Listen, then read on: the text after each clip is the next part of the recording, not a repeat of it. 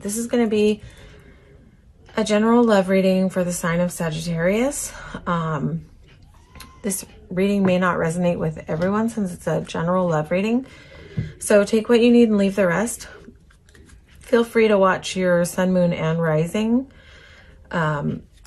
You might find more resonance in your other placements. If you don't know what your, sun, moon, and right, well, you know what your sun is, but if you don't know what your moon and rising are, you can Google free birth chart. And if you know the time and place where you were born, you can find your entire chart there, along with a lot of other information about your sign and the periods in your life and things like that. Okay, here we go. So this is for Sagittarius. This is a general love reading. We're going to start with a couple of oracle cards, the angel, romance angels oracles, just to get a general vibe of what is going on with the Sagittarius connection. And this is for Sagittarius and whoever Sag is thinking about when they watch this reading. Please excuse the sirens. I live in New York and it's just busy out there. So sometimes there's going to be background noise. This is what it is. All right, this is for Sag. Sag, what's going on in the connection for Sag? I get 2 cards for Sagittarius's connection for Sag and whoever they're thinking about as they watch this reading. Sagittarius. Sagittarius.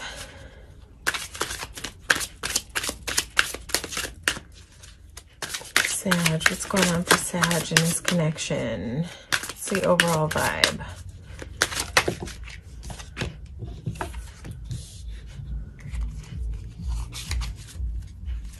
Calling in your soulmate.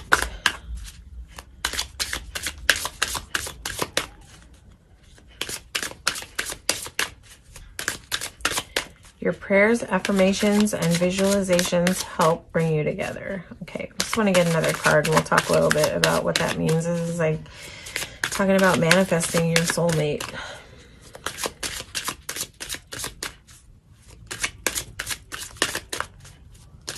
Sagittarius.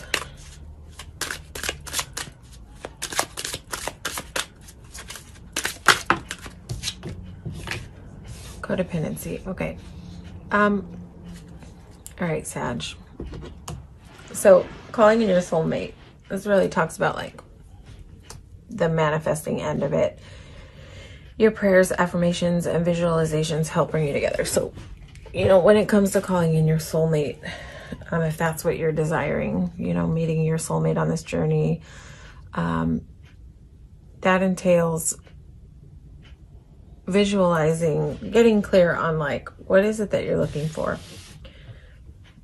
What is it that you desire in a partner? What is your ideal person? What qualities do they have? Get clear about that. A good way to get clear about it is writing it down.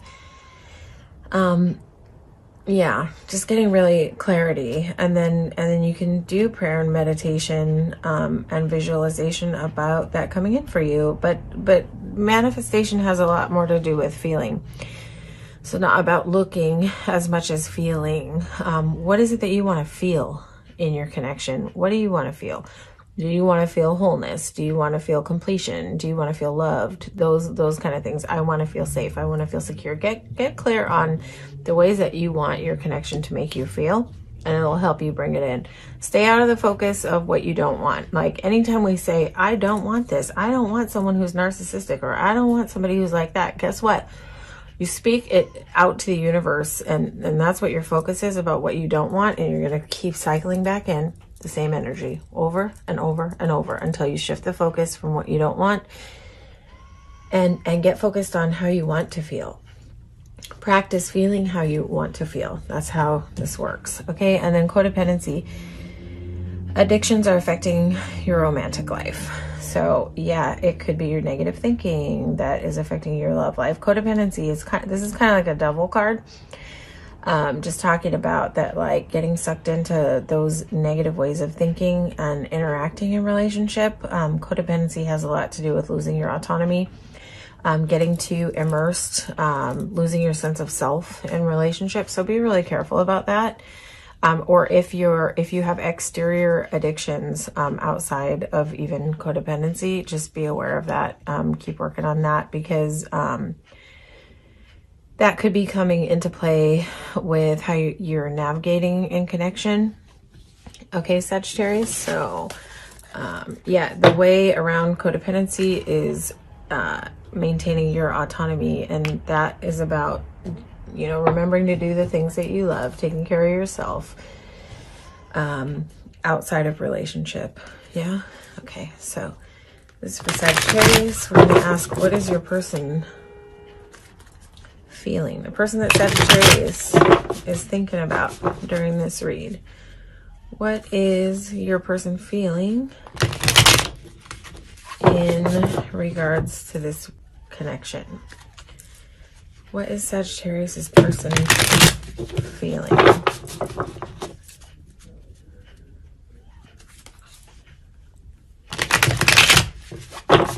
What is Sagittarius's person feeling?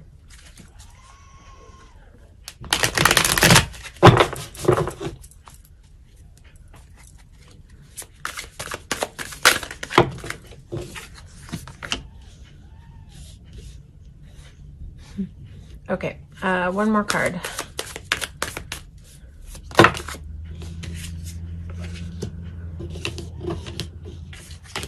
Okay, Sag, so your person might be sort of sitting in like a rigid mode. Like Emperor is like authoritarian. So your person might be feeling like they want you to do things their way somehow. They want you to come to them. The Emperor is always this guy that like, how to describe him? He's just that guy who, you know, guy or girl or whatever, whoever you're dealing with, who wants people to play by their rules, is sort of rigid in their thinking, sometimes not that flexible, but the Emperor, that's like fear-based behavior. Yeah. So, your person might be showing up in pride and ego. It looks like your person is a little bit foggy about the situation. Like they're just not sure, like, is this gonna be good for me? Like, should I choose something else? Like, should I stay in this? Should I go? Should I like choose another option? This is a person who's very unclear, but they're trying to figure out under which bowl, which thing is gonna be the best for them. But there's a lot of illusions going on in these bowls. So it's like, yeah, this person is biting their nails and nervous about the decision, and they're just trying to figure out which way to go. Because your person wants wish fulfillment. They want balance with head and heart, right? But, I don't know. It's possible that this Emperor mode might be kind of tripping them up a little bit. But I think this person's just having a hard time knowing if this connection is going to be fulfilling for them, if it's going to be a healing, joyful place for them. So because this is leading into this and leading into this, it could be that your person is finding some balance out of this Emperor mode with Temperance being here. Temperance is like, this action is sort of divinely guided. So it's almost like where your person's trying to figure it out. They're being divinely guided, but they're also, you know, maybe coming out of this pride ego energy and into higher level knowing, into more balance, because they have a big wish to be happy. You know, they want to be happy. They want fulfillment. And they want to feel balanced. I think when people sit in Emperor mode, it's not always the most comfortable place to be. This is Seven of Cups is definitely not a comfortable place to be. You know, when you can't see the clear path ahead, you can't figure it out.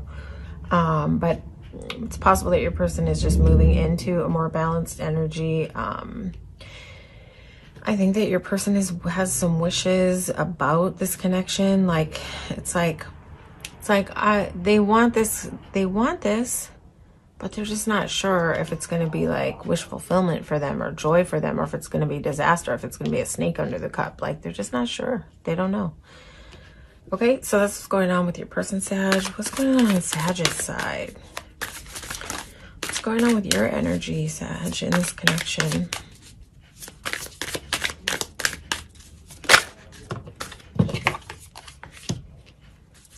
Okay, are you being guarded, Sag? Maybe that's sort of showing up under the Emperor, so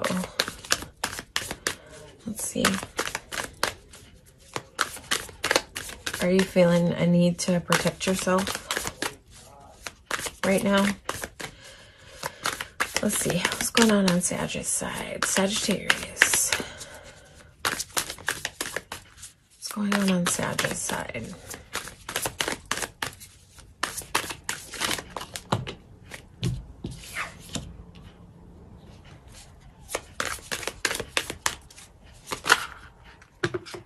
Too many cards.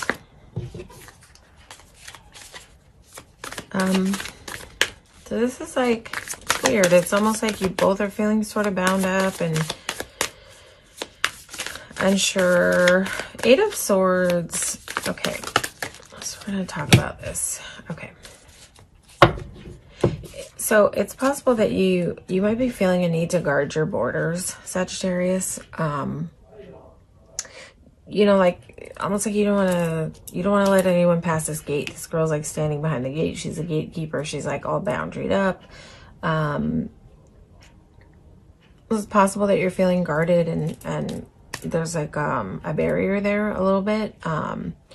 She's got half a fence open. It's like she's open to letting people in, but with limitations. This Eight of Swords, I don't know why this is coming up. This is like not always what I read off of this card, but okay, number one for sure.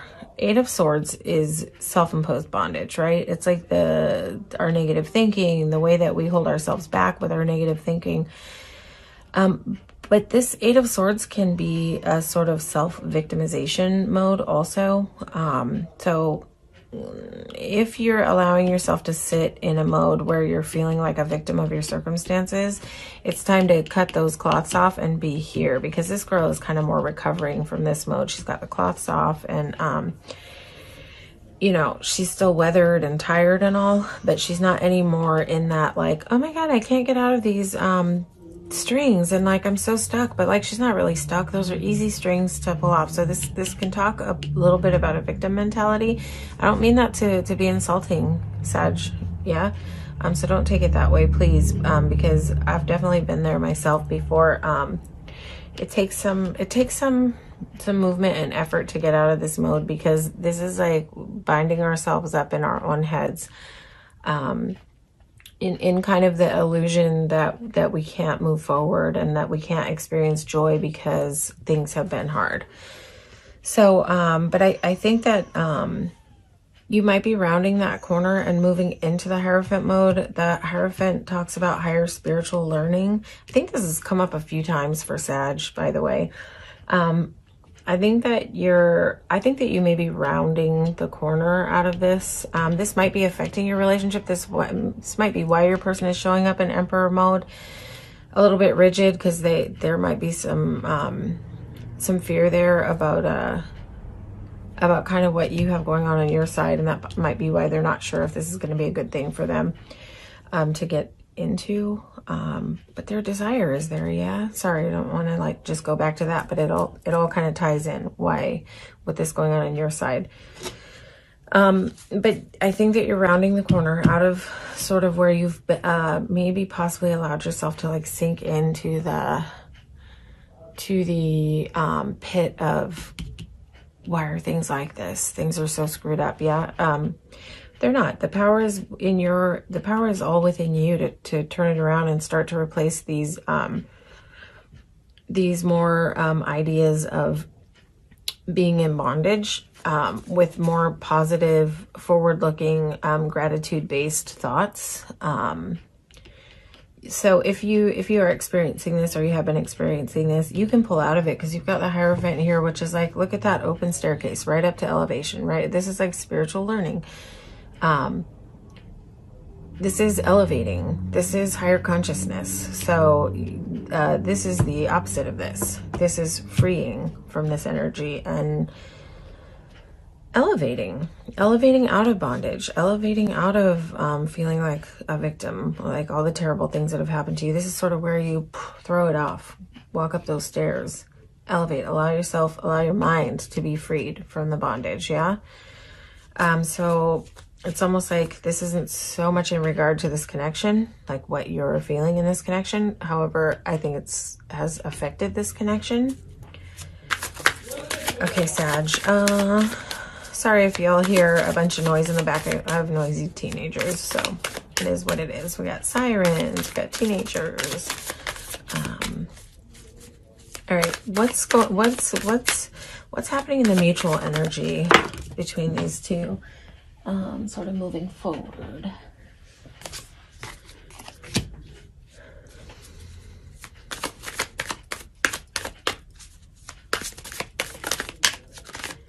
This Knight of Cups is almost like a Fool card, but it's more love-based. Leaping into joy. So this is about mutual energy and the connection moving forward.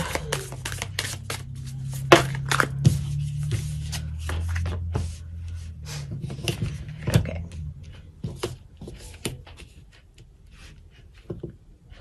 So this last row is more about like future energy, future mutual energy, like sort of where is the inquiry is, where is this connection headed? Where is it going?